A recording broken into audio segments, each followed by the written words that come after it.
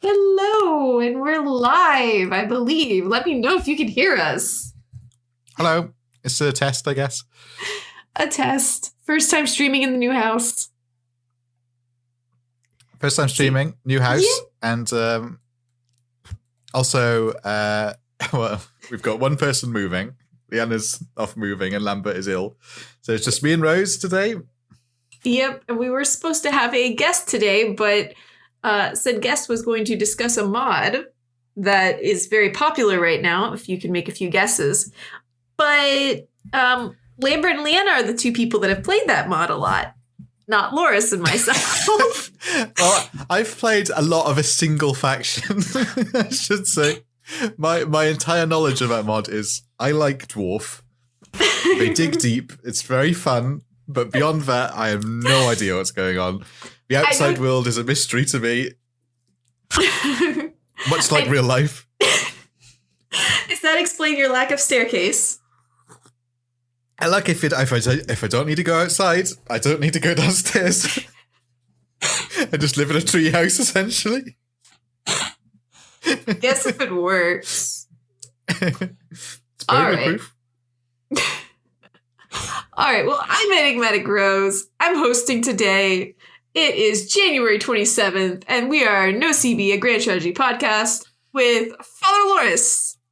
Hello, it's me. And nobody else. It's just... It feels lonely in chats. Oh. Sorry, you can carry us, Rose. Can I? Maybe. Yeah, you can do it. You do YouTube. Yeah. So you know, you do art. a lot of... Exactly. There's no talking in art.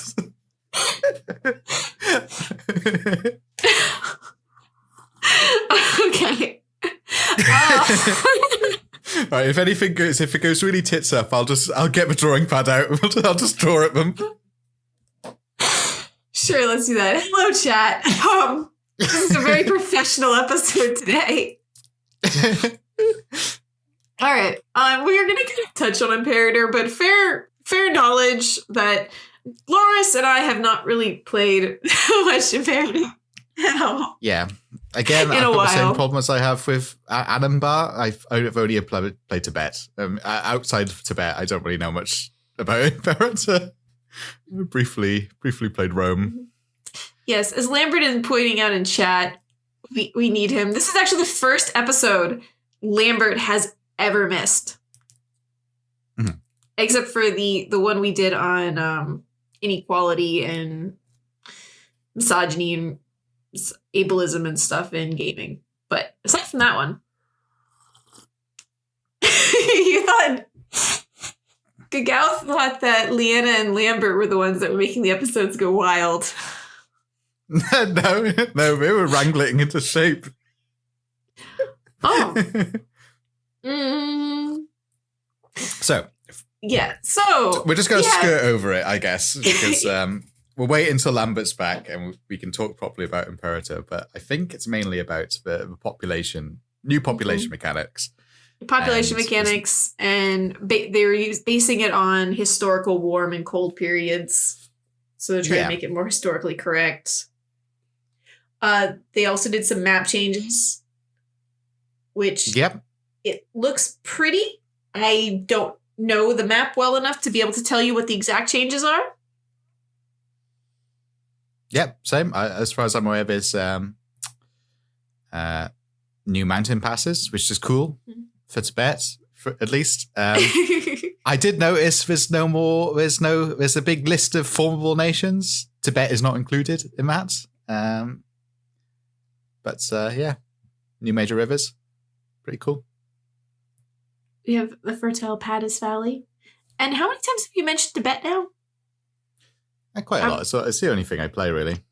Do we have a running total of how many times Tibet has been mentioned in chat? I'm sure somebody can compile it. Lambert's not here. This is now an Assassin's Creed superfan episode.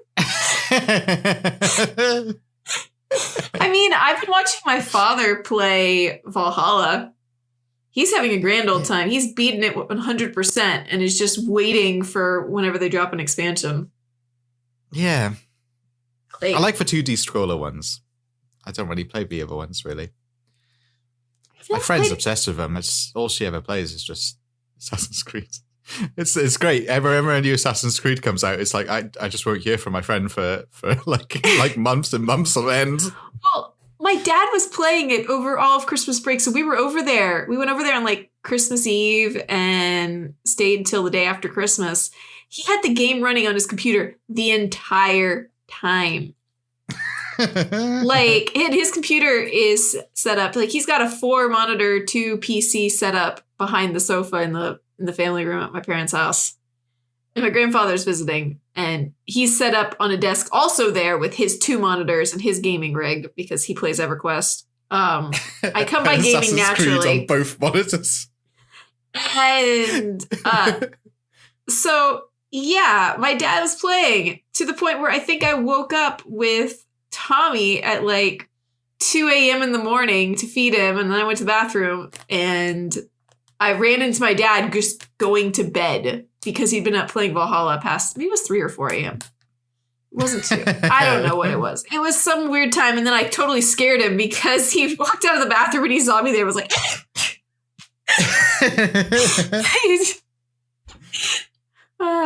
joys of, yes, everything. It's pretty good. I'm the only person in my family who plays video games, sadly. I'm a cool kid. Cool kid of a family. Next week's guest, my dad. I mean, he's the guy who got me into gaming. At, what was it, 9 years old? He let me play Age of Empires on his computer. Oh, Age of Empires 1 or 2? Yeah, Age of Empires 1. Oh, OG. Okay. You know, back the original one where you couldn't even queue up troops. If you forgot that you were building elephants, you were SOL because, you know, you could only queue up one at a time. Yep. And what Lambert said in chat here, Age of Empires 1 didn't have gates. I remember that very clearly. Yeah. Yep, but you could make tunnels with fences. Yeah. It was like a tower defense. That's actually was a great way to play Age of Mythology is the AI would be rather stupid. And so you'd, instead of building a place with a gate, because then they'd attack anywhere on the wall, you'd build a long tunnel of walls with towers along each side and your troops on the outside of the walls. And the enemy troops would run down this channel of death to try and reach your one little archer on the other side of the wall at the beginning. So it was just a tower defense, essentially. Mm-hmm. It was beautiful. And you do that for a little while and then sally on out. And, you know, then also your base would be defended when you were out killing someone else. Yeah. Because all their troops are dedicated to the maze, the labyrinth. I do remember one time watching my father play Diablo.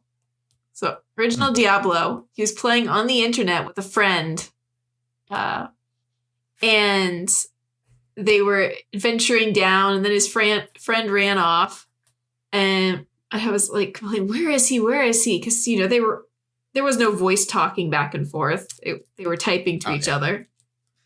Do you not do the thing where, like I remember in the 90s, like, just as like broadband came in, it was so exciting because like you could use your phone at the same time as using the internet, and like ringing my friend on the landline and like having my phone like on the landline as I was playing RuneScape with them,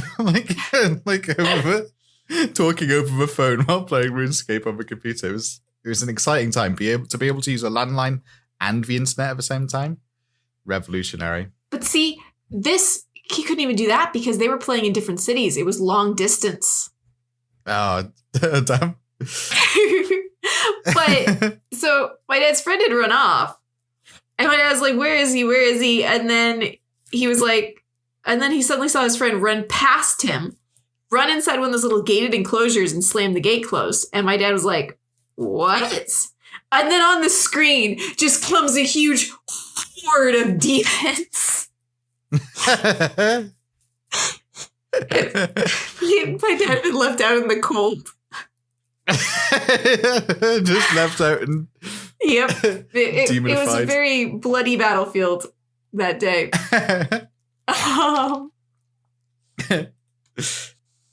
But some more recent games. Diablo 2 was amazing. Diablo 1, it's very linear, but it's very good.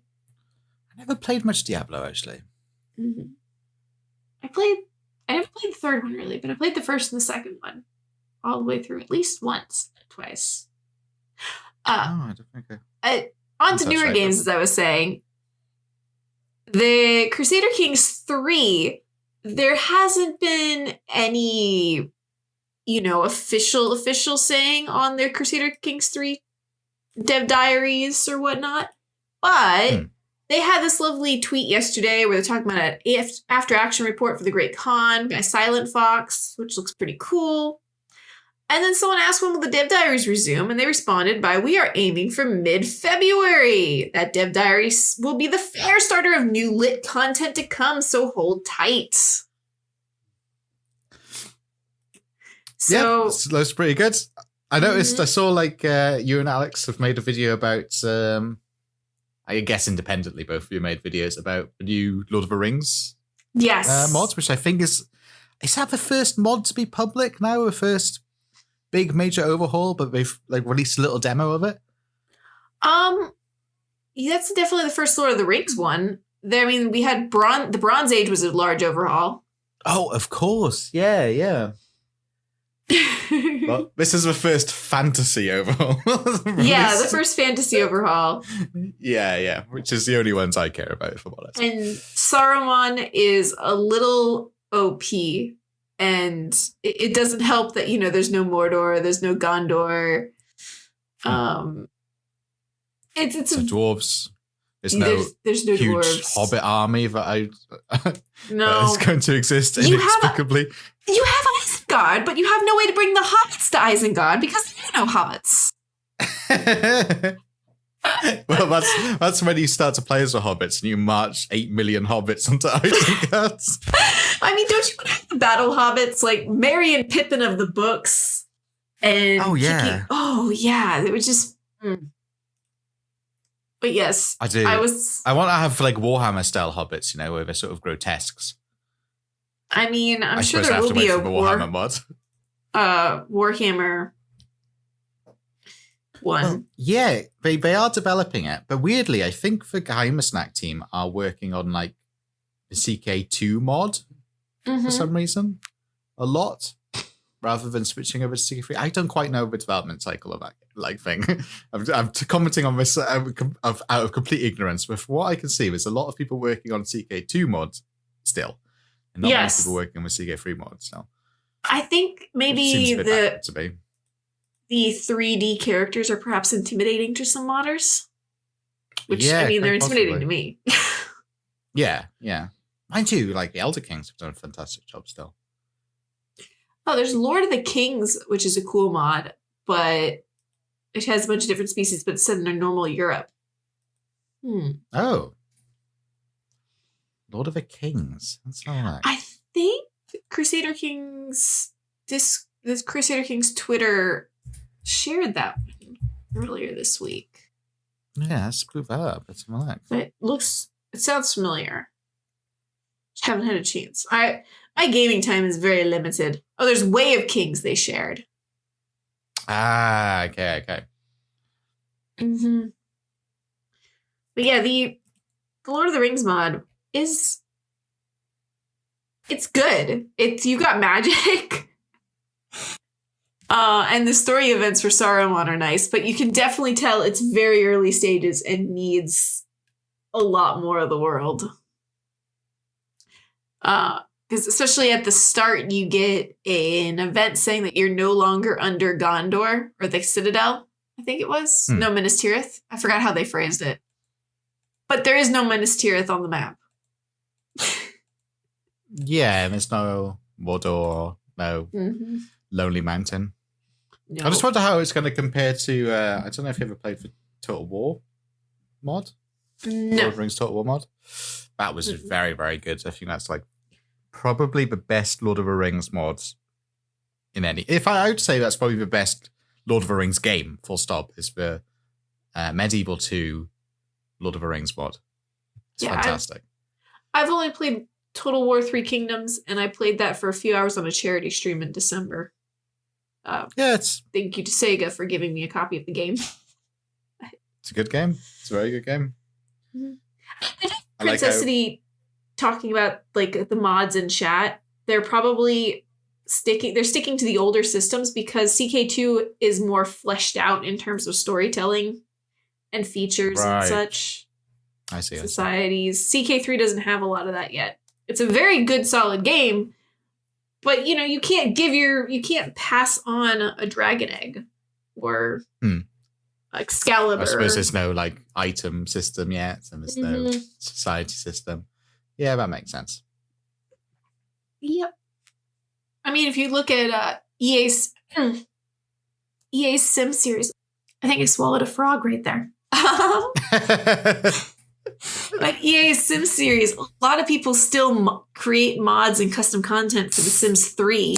And The Sims 4 has been out for like 7 years now. Oh, yeah, of course, yeah. There's some people who just really still hate Sims 4. Like, ever since launch, Yes. Honestly, Sims 4 runs a lot better on any computer than Sims 3, which converted me to it, because at the time I was playing on a laptop. But let us... the loading screens for Sim. I mean, that's the big turn off for me, I think. Yeah, I do. I like the game, don't get me wrong. Well, Sims 4... I never go back to old games. Yeah, Sims 4 has loading screens. Sims 3 really didn't, but just getting the game to load took... Oh, yeah. And we were still like making money equivalent on Sims 3 too, which is, I don't know, it's such a great piece of gameplay on The Sims is to run your own shop. Basically, as a tycoon game rather than like, yeah. Oh yeah, I mean that's why I think one of my favorite ways to play is Rags to Riches. Same. You start with that's 0. That's all I play as. Well, I had a whole. That's all I play now. Dynasty I've done on stream, the Deal Family, where every new generation, the oldest kid gets kicked out with nothing. And they have to find a new way to make money. It's that gave birth to Swoledilocks. Swoledilocks. Yes, Swoledilocks. He went to university. He was blonde, buff, curly golden locks. And he enjoyed... it was his son who enjoyed sleeping around. Swoledilocks Jr. had like 20 kids, all with different ladies.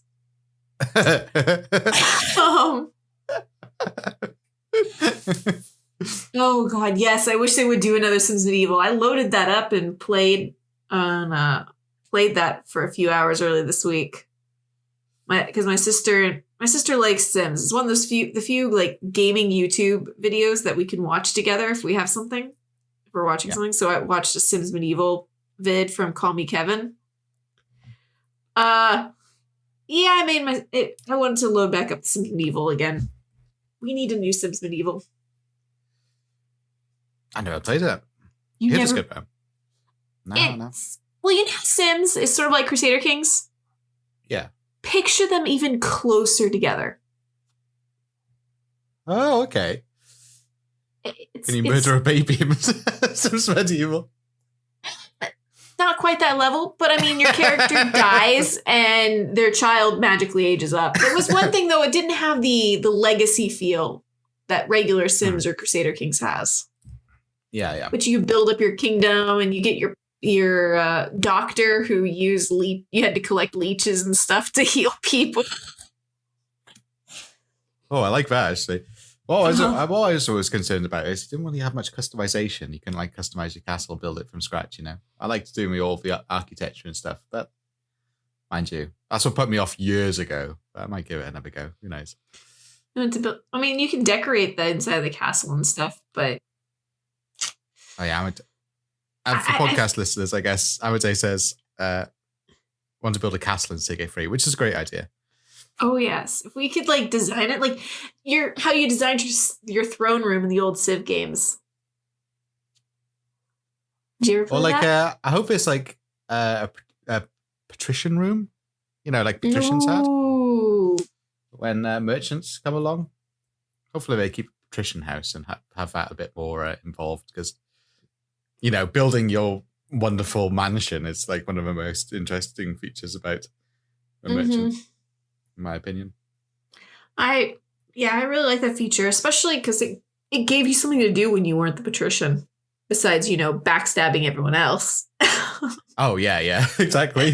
And rigging elections, pretty much. But to keep us a little more on track, we do sort of touch on it, but again, I haven't played it in, oh god, when did I last? I think I last played EU4 before the baby was born. Yeah, and I feel like this is a discussion, because it's about Native Americans, which I am woefully ignorant of.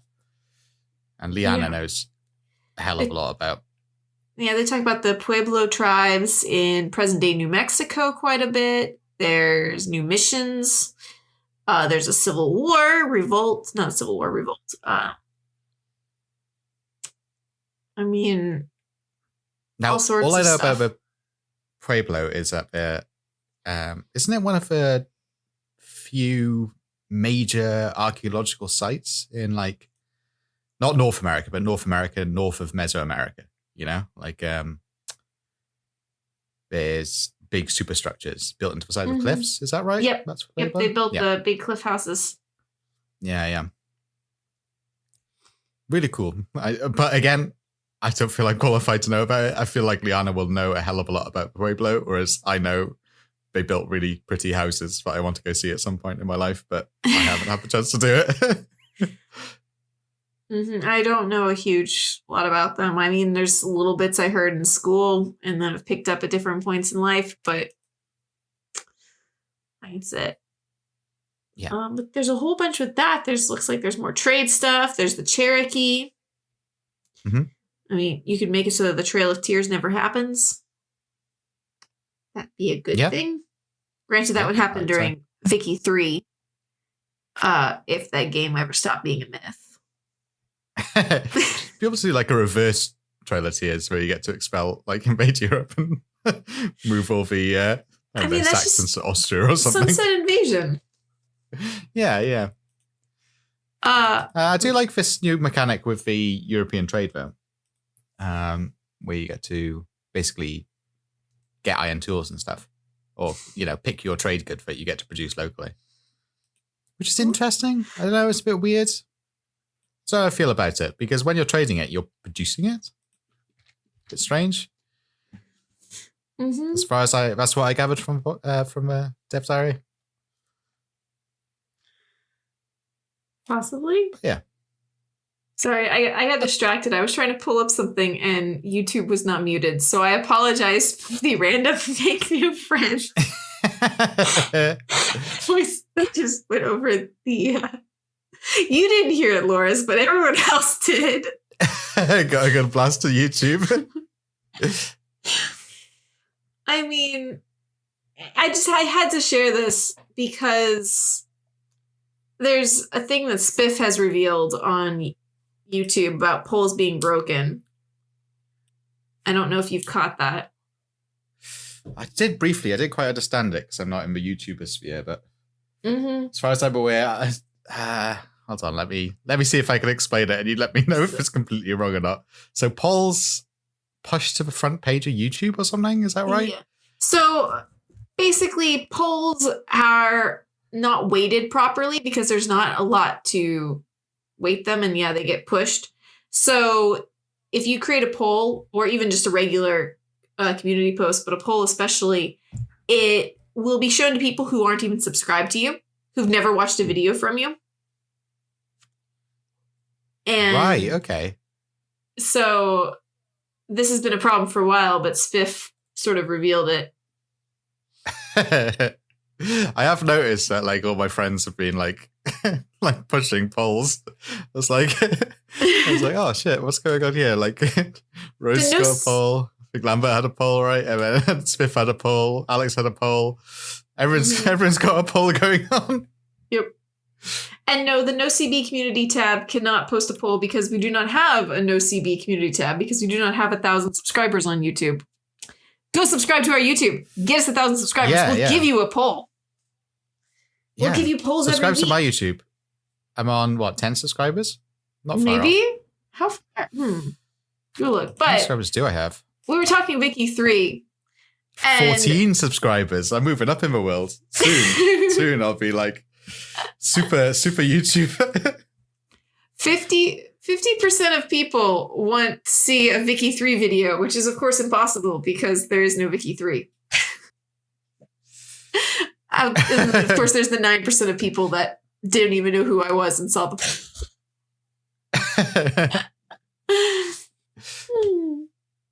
But yeah, people want Vicky 3. Where is it? Never come. Yeah. Mm-hmm. I'm going to stream Vicky 3, but it's all going to be just like me on MS Paints dragging and dropping like Victoria characters across like a drawn map. That'll get me subscribers. Yeah, we have 243 subscribers. Nice. On our lovely NoCB channel. Beating me. And you're beautiful 14. 14, yeah. Really pulling my weight. I mean, Lambert's the big YouTube shot of this with his 20K. Nice. Mm-hmm. Good job, Lambert.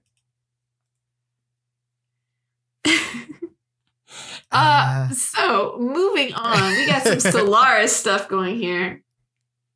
Okay, Lambert, Lambert's in chat because he can't talk, but he can type. I guess his fingers don't have the plague. Good thing it's not leprosy or something. Yes. Wait until next week. Yeah, that'll happen next week. Go black. It's like he's going to be bonic plague and it's going to turn all black and fall off.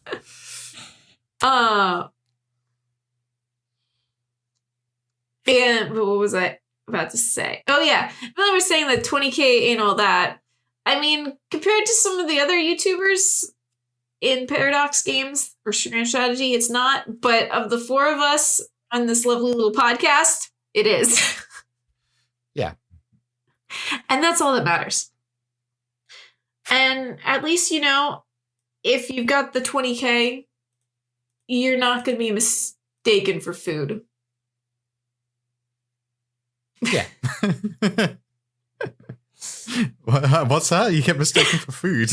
A primal aspect of the Alvianian hive entity has mistaken our own operative drones for food and is now fixated upon hunting them. This particular Albanian drone seems to instinctively regard anything other than itself as a source of potential nutrition. I see. That was a segue. I got it. I see. I worked it out now.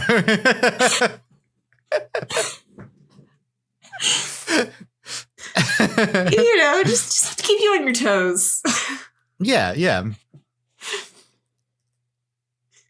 I mean, we got more info about Spy Masters. I love how they're putting these as like classified documents. Oh my god, I just realized you can click on the bloody opera. I've been reading this dev diary thinking, well, this doesn't give you much information because it's all blurred out. You can click on it and it reveals it on this. Oh my god, I'm an idiot.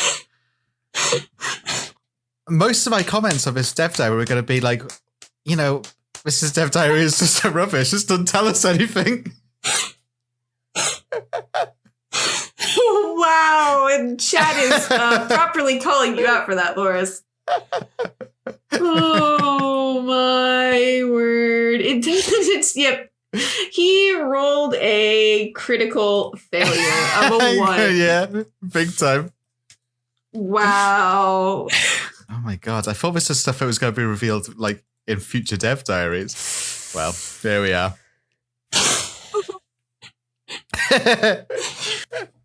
So we got more about covert missions and operations. Yep, Loris did not book up on his spy network at all. You were very quick there, Valor. We haven't really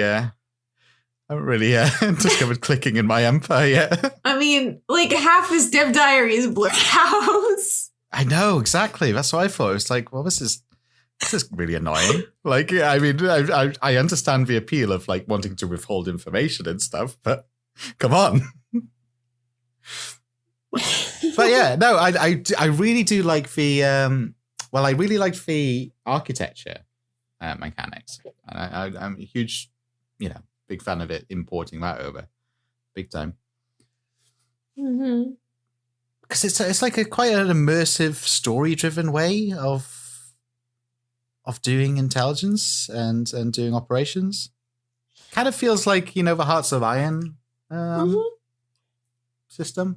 I mean, I'm sure that the people that work on Hoi and the people that work on Solaris have sort of talked, and I'm sure they traded ideas back and forth. Yeah, I mean, Paradox isn't like the most massive company in the world. Yeah, there's bound to be a lot of crossover, right? It's a lot larger than it was when, CK2 came out, 8 years ago? 9 years ago? 2012. 9 years ago. 9 years ago on Valentine's Day, CK2 came out, guys. Good Lord, that makes me feel old. Oh my goodness. Oh, it was my first year out of college. I was living in South Korea. Oh. I had just been dating my now husband. I had only known him for about 2 months. Yeah. Now here we are 9 years later owning a house with a kid. Oh. I think I was busy ruining my grades playing CK2, I believe, halfway through university. We did get a picture of the gather information, which if you look at it, shows a lot like you're doing one of the archaeology dig sites. It's the same layout. Yeah. Don't fix what ain't broke. Mm-hmm. Tells you your difficulty, your skill bonus, what clues you get. Boom. We got some more stuff. And again, they've changed enigmatic engineering, which is nice. Yes. Yeah. Mm-hmm. To make it actually useful. Like enigmatic engineering. Bit of a shit pick. But now it's actually... And the person spying won't know that you have enigmatic engineering until they try and spy on you, too. Which is sneaky. Yeah. Very sneaky. I'm sure we could work it out in multiplayer, I imagine. It's like, this person has not picked their bonus yet. Mm-hmm. This is dirty dossier. We will paint the free Tijel state as jealous and greedy neighbors, keen to exploit and abuse Zrakporan science. Credible rumors of a plot to outright steal the technology should serve us well in this goal. I think this will really spice up. Yeah, I think I say this every single dev diary, but like this will spice up multiplayer so much. Well, we got a lot of improvements to multiplayer with the Galactic Council. This is just going to make it even better. Like, can you picture because Paradox has been doing, Stellaris, they've been doing the role play creator Coliseum sort of, they're not creator Coliseum, but creator Coliseum sort of events that are heavy on the role play with DJs, weird rules that make us want to hurl him back into a black hole sometimes. But this is going to be a lot of fun. Whatever he and Mr. Freak and the others cook up to do an event to showcase this DLC. Yeah. And then just the other events, the other games that people throw together, just pick up games even. Oh, it's going to be fun. Yeah, I imagine so. What's your first empire you're going to build, then, do you reckon? I don't know. Blorg? James Blorg?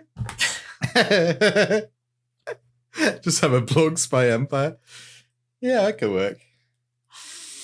I didn't come up with that, I might have like a sort of isolationist empire, but rather than do intelligence on other people, just make sure no one can spy on me. Could we infiltrate the Scourge? I don't know, but it'd be cool if we could. Yeah. Oh yeah, that would be interesting. Infiltrating like the rogue AI could be interesting.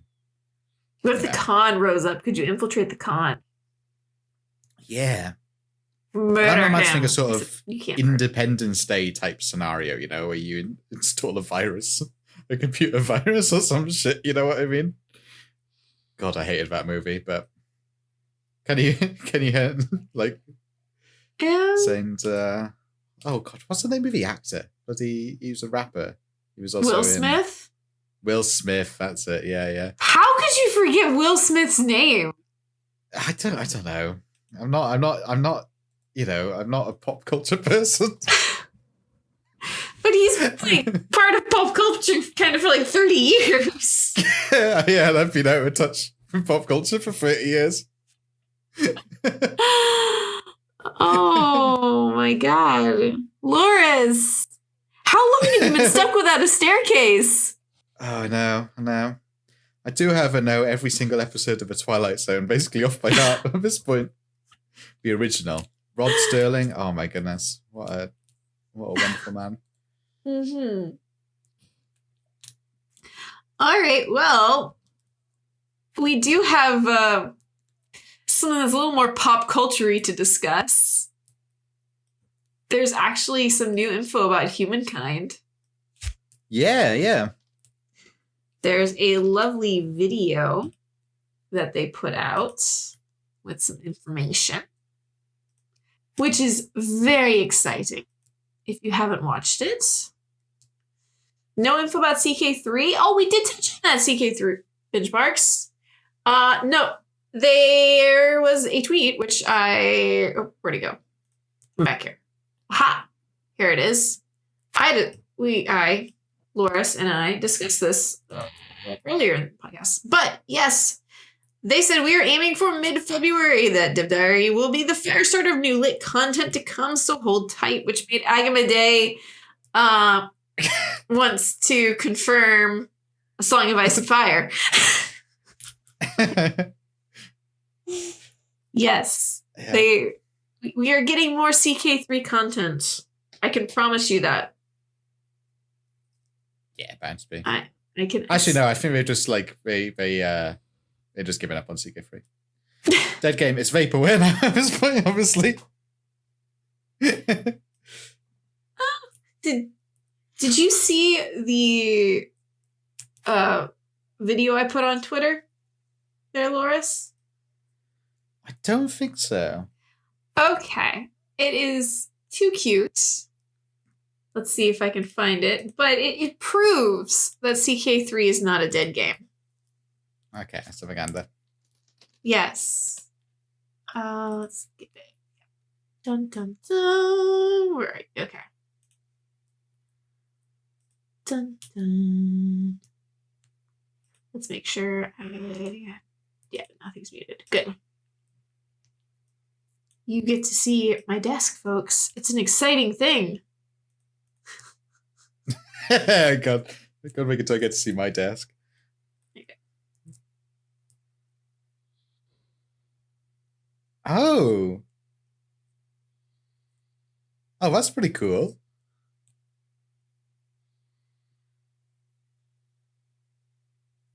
What's that bottle opener?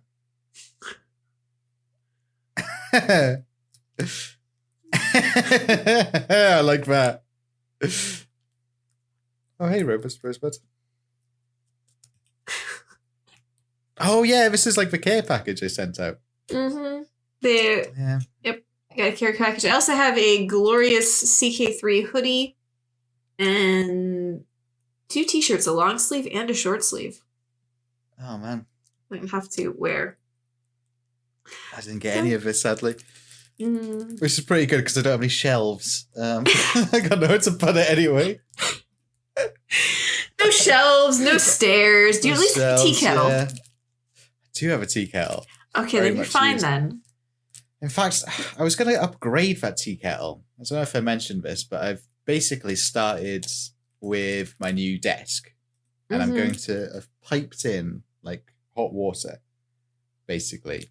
You know those instant taps that do boiling hot water? I'm going to put one of those on my desk so I don't have to stand up to go get my cup of tea. Oh, God. I've got a water pipe going to my desk, hopefully, in the near future. Just I got my don't pipes, have so it, do like, plumbing. break and then spill water all over your computer. Yeah. I mean, this is the risk. The risk, but, you know, if it means instant hot water for a nice cup of tea every 2 seconds, which I need in my life, I'm at my desk, then sorted. And I will build that before I build my stairs, obviously. Well, things that are being built, as we were talking about humankind before we got derailed by CK3 not being a dead game. So they had a wonderful little video, which I will drop the link in Twitch chat because I'm not going to play the whole thing, but we get Jeff Speck here talking about the roles of the Avatar. There we go. Come on. Aha. We get to see the Avatar creation for the first time, folks.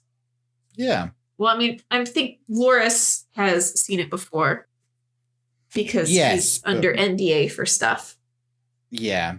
But mind you, what I see is different. So it's like, yeah. Because it's under development. Obviously. Yeah, he's seeing things that us other plebs have not seen yet. So, or even things that we will never see because they get used and looked at and then tossed out because they don't work. Well, that's the interesting thing about humankind. But the development is incredibly dynamic. It's just generally quite a good sign I found in games. It's like Total War Troy, I guess, has had a similar sort of thing. The development for that is quite dynamic. And now Total War Troy is pretty fucking good, I would say. Give that a go. Even you people who are very weird about the Epic Store for some strange reason. you weird, like, human babies, you. I don't want to install another client. You've got Origin, you got Steam. Just install games. Why? Epic, Blizzard Store. Get the Paradox one too. Get GOG. Get all. You just gotta catch them all. Exactly. It's better than having one company have a monopoly over the gaming industry, isn't it? Oh, God, yeah. I don't want Steam just being for everything. Yeah, it's fine. It's good. It was free for a little while. I'm not quite sure if it's free anymore. But, yeah. No, it was, they do games free for like 24 hours or something. That's it. Right. I did pick it up when it was free. Pay for Troy now. But, yeah, it's good. Good game. Go check it out. But with Humankind, no, there are no marriages in Humankind. This is just sort of like your avatar, I mean, they call it avatar and persona. It's not a character. It can't marry. And they change over time as you play. So they wear the different clothes of whatever culture you have. Yeah, yeah. And if historically accurate clothing too, which is pretty nifty. And, like, here we go. If you watched my lovely Spiff video, then you saw how much, like, they're personified and a warmonger. And, like, there's Spiff in a whole bunch of different clothes. Let's see if I can find that image larger. But it's the same persona, the same avatar. They just wear different clothes depending on what your culture is. Oh, yeah, Spiff's actually in the game, isn't he? I believe. Is that right? Yes. Yeah, I think I remember seeing that. You had to, because he never streams on Twitch, if you wanted to collect his avatar, you had to get it when the Amplitude actually streamed. Ah, okay. It was the only way. They were very sneaky. And then you had to watch it for a full hour to unlock all of the avatars. When usually you only had to watch for a half hour on everyone else's. Does Spiff not? I'm sure I've seen Spiff stream somewhere. He streamed on YouTube. Technically, he has streamed on Twitch. He will deny it, but Twitch tracker does not lie, and he streamed for like a total of like 12 hours. Oh. Yeah, but there he is. It's the same avatar, same persona, just different clothing.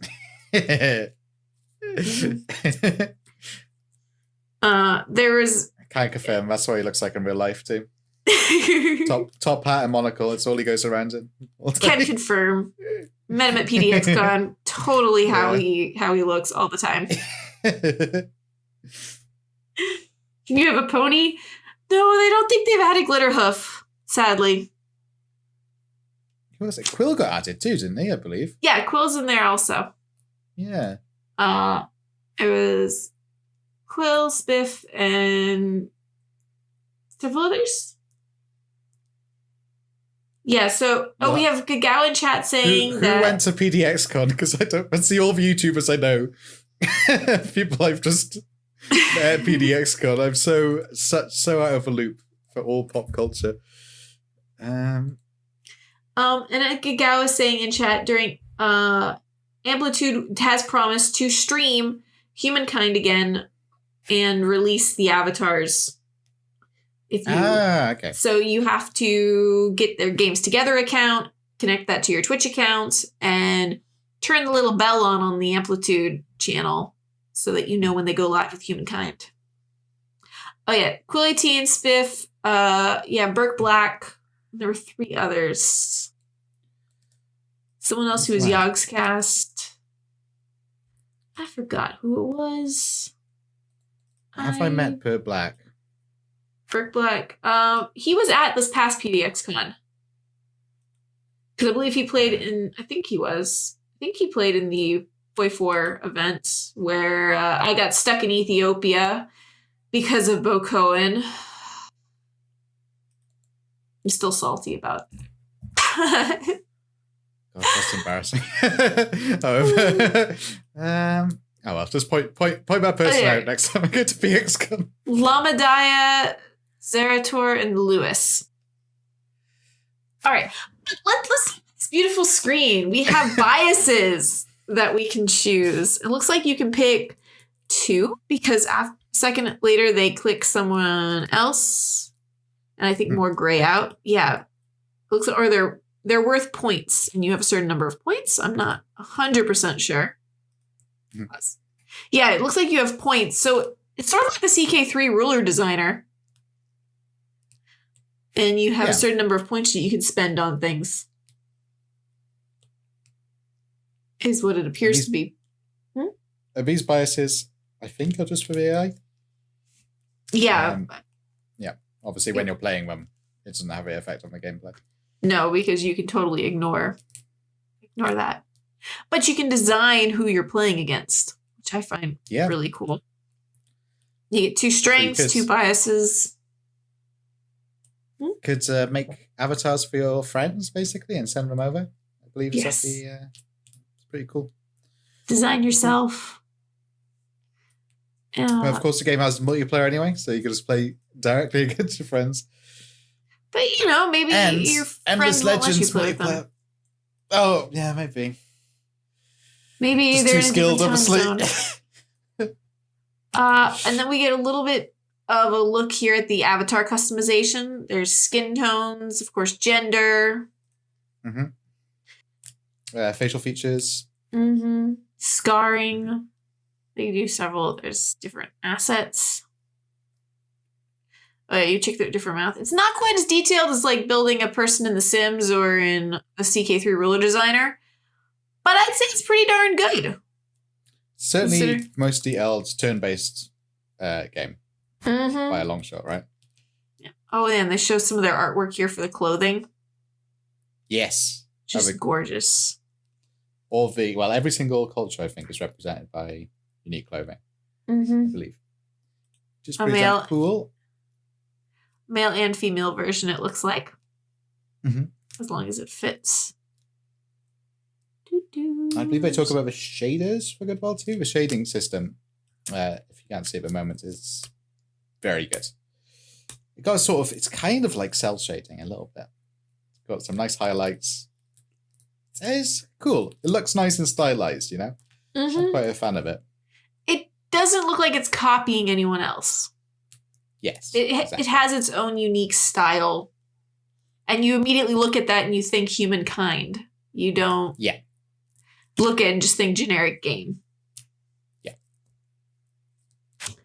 But here we have the archetypes where you can choose. Looks like you get 3 choices. So are they loyal or traitorous? Whew.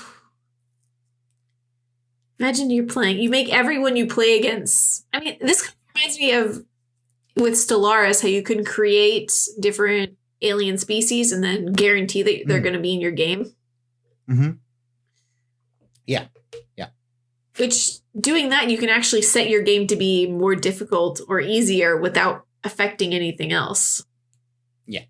Because if you put everyone in the game being a traitorous warmonger, you're going to have trouble.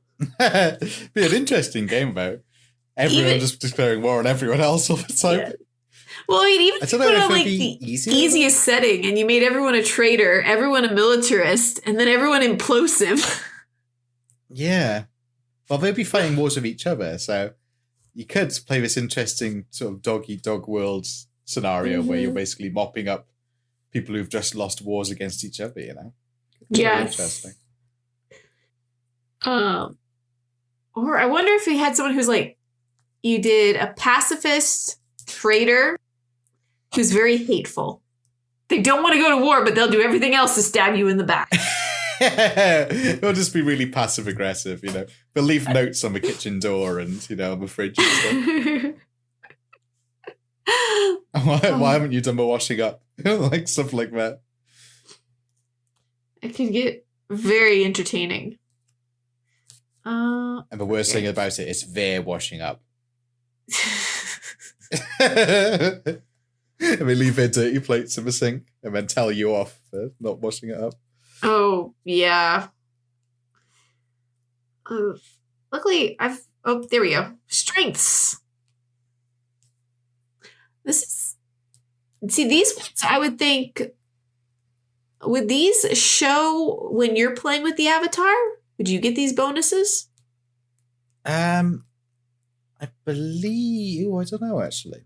Yeah, I wouldn't know either, but it's pretty cool. Like, you're playing an aesthete, so +1 culture or +1 influence on commons quarters, +1 science if you're a scientist. Yeah. They do cost points like the biases do, though. Mm-hmm. Was the most OP culture? Well, as of the last open dev, that was the Huns. Doing my own horror here, but just watch the Spiff video. I did. He did a video on it himself, which that released after I recorded mine. Oh, yeah. Where he shows just how broken they are. Now, other Huns, do they have that unit? Is it the unit that's... It's the unit that... I don't want to... It's the unit that's like when you're playing in the Neolithic period. In that when they kill things, they get food. Or when they ransack things, they get food. And then when they get 20 food, they make a new little horsey boy. Unit. And so suddenly you go from like 2 horsey boys that you built, which cost a population each from your city, to you have 20 little horsey boys running around the map because you've just completely obliterated and destroyed everyone else. That's right, yeah. Gigo points out, I guess that's public too, I guess. Working out what's public or not. But Mongols also have a unit like that. Very powerful. Oh my goodness. Yes. Very, very, very good. But yes, like thing those things in humankind subject to change. The one thing I still have, I had an issue with playing with humankind, and then I hope it gets fixed or tweaked some, is how peace deals. Because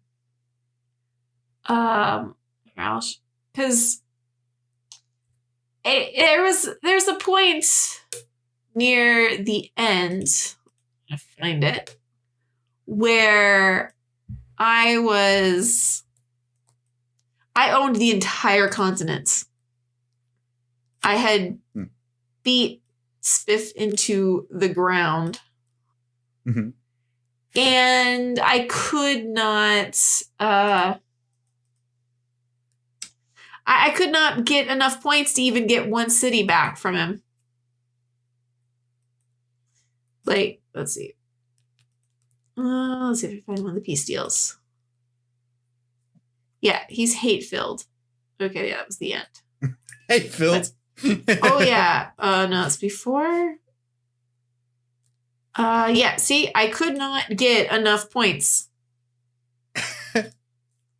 I know, there's something very funny about Smith being hate-filled. If you don't know, Smith is probably one of the nicest people you'd ever come across. Like, yes. I can't imagine this sort of hate-filled. He's stabbing you to death in CSGO with a knife. Uh-oh. I've got maybe 1 second. It's all you, Lorris. Oh, damn. Yeah, I don't know what to talk about. Oh, no, I'm not qualified for this. I'm not a YouTuber. But yeah, no, I think, yeah, peace deals, I believe you earn certain amounts of points, I believe, unless this has changed. And then you can demand certain bits out of a peace deal. It's kind of like a war score system. Yeah, except that has changed. You don't seem like I wasn't getting more points. My points were capped. I could not force surrender even though I occupied every single one of his cities on the map and he had no units left. This whole continent was mine. Yeah, I believe like you can only take a certain amount of cities, right? Well, I wasn't trying to take them permanently. I was just trying to take one city.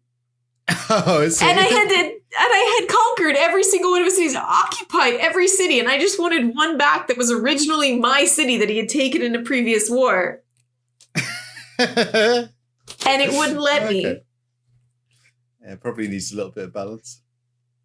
It was it was very frustrating. Just a bit. And we do have the Rosebud here now. What's up, Rosebud? My sister was watching him and he is getting very fussy and wanted mama. Yeah, that's fair. And now he wants the computer. Cool. I do really like, there's a lot of systems in Humankind that I'm a huge fan of. But linking cities is such a nice little feature. What's up, Rosebud? He's saying hello. Yeah, the linking cities, I like a lot of the gameplay features. I was very frustrated by war. Yeah. Have you had the chance to play the Neolithic yet? Yeah, we got to play the Neolithic period in this open dev. Yes, that's right. That was your last open dev, wasn't it? Oh my goodness, I love the Neolithic. What a great starting situation.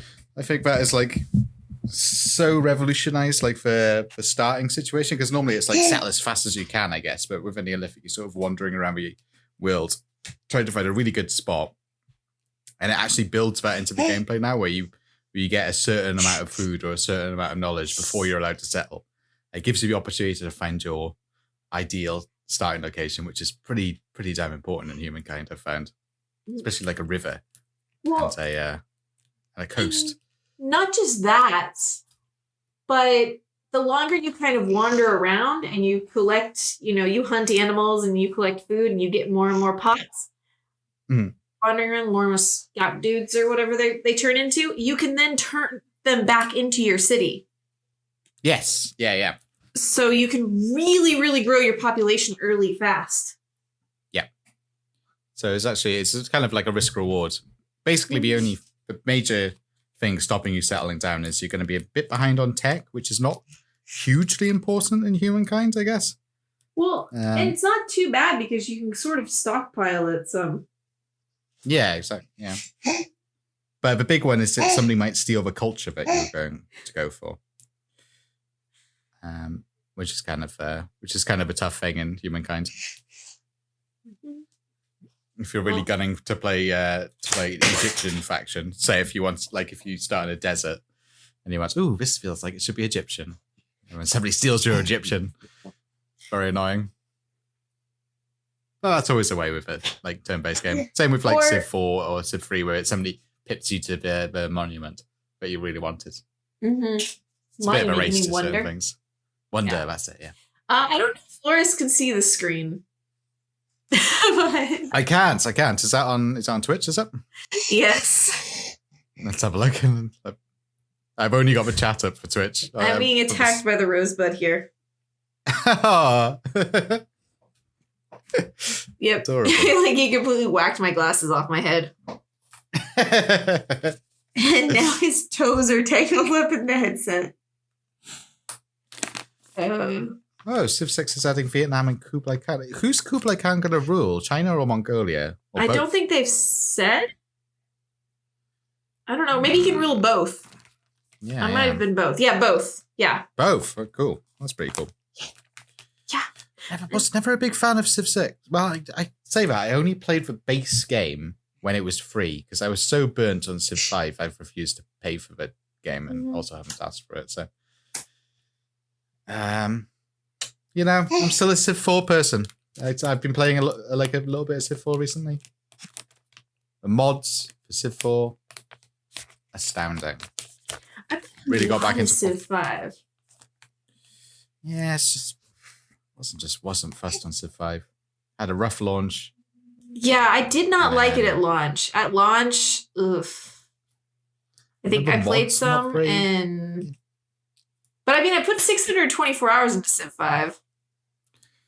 Yeah, I don't know how much I played. I gave it a good old go before. Like, I really wanted to like it because I was a huge fan of Civ 4 and 3 and 2 and 1. Let's have a look.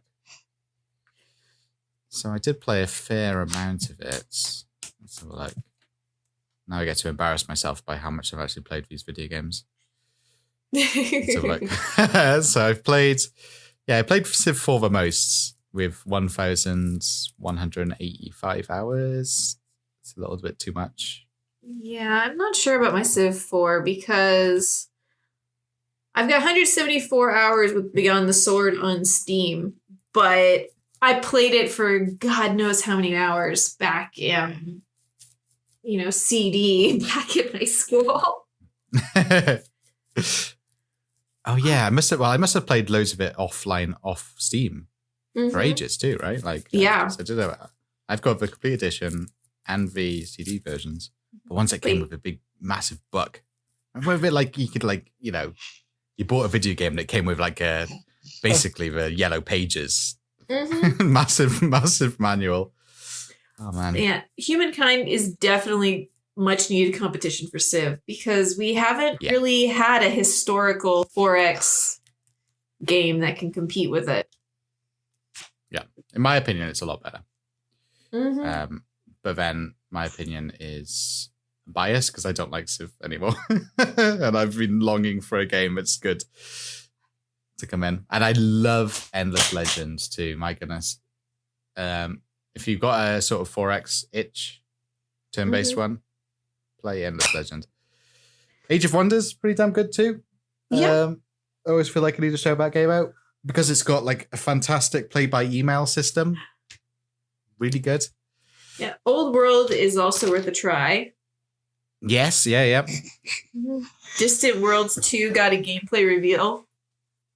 It's like a nerdier Stellaris. How can it be a nerdier Stellaris?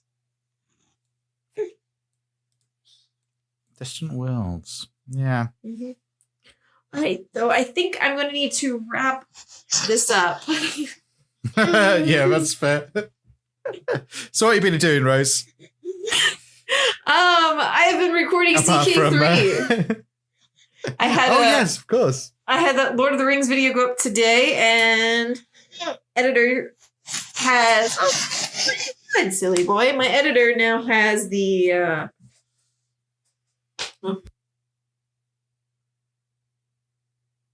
I think Rose's microphone's been ripped out. I can't hear her anymore. I don't know if stream can hear her. Or if she's picking up on the recording. No, she's back. Yes, apologies. I had to mute the microphone because I moved the desk up so I could stand because make this guy a little happier. But no, and then my editor has a video for next week for Crusader Kings 3 where everything goes wrong. Everything that could possibly go wrong does go wrong. In the most wrong way. It's a really nice showcase of Lord of the Rings too. I watched that. You and Alex did two really good videos. So what have you been up to, Lorris? I have basically been working on DIY and making loads of sketches of comics, but not actually finishing them. So I've got a load of half-finished comics that are not finished. So, go me. I wanted to get one finished today, but I thought, I just want to get this idea down before I finish this. And you should make an Inminar one. I have actually done that. So it's, that's